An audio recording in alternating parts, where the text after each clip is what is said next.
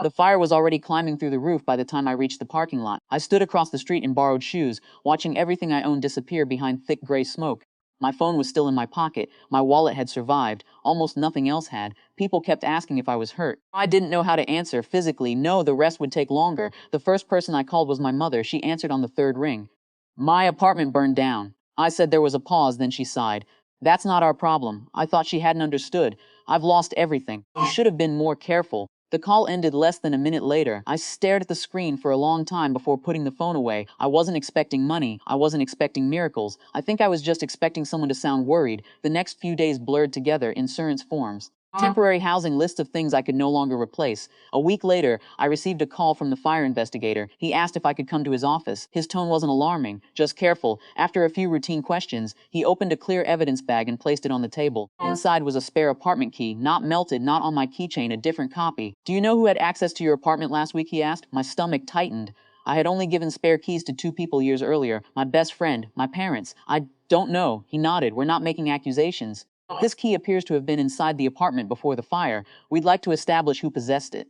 For the first time, the fire no longer felt like terrible luck. It felt unfinished. I spent the next several days trying to remember ordinary conversations. Had anyone stopped by? Had I mentioned my work trip? Had someone asked unusual questions? Memory became unreliable the harder I chased it. My best friend immediately brought me his key. I forgot I even had this. It matched the records, untouched, that left only one unanswered copy. I didn't call my parents, not because I suspected them, because I couldn't imagine asking the question. Instead, I waited. The investigation continued. Building security footage revealed someone entering the apartment building 3 days before the fire, using a physical key rather than being buzzed inside. The camera quality wasn't good enough to identify a face, but it confirmed something important. Someone had lawful access. A few days later, the investigator contacted me again. This time, there was another person in the room. A detective. The investigator explained everything carefully. The fire itself appeared to have started after an electrical malfunction involving an overloaded outlet. There was no evidence anyone intentionally started it, but the mystery of the spare key remained. They had traced it through the locksmith who originally duplicated it years before. The paperwork listed my father. I felt equal parts relieved and confused. Relieved because they weren't accusing anyone of arson. Confused because my father had always insisted he no longer had that key. When I finally called him, he sounded unusually quiet. I need to ask you something. He already knew. The investigators found the spare key. Silence. Then he admitted something I wasn't expecting. Months earlier, while I was away on another business trip, my parents had entered my apartment, not to steal, not to damage anything. My mother had become convinced I was living irresponsibly. She wanted to see for herself. My father had gone along with it because arguing had become harder than agreeing. They looked around, left without telling me, and kept the key afterward.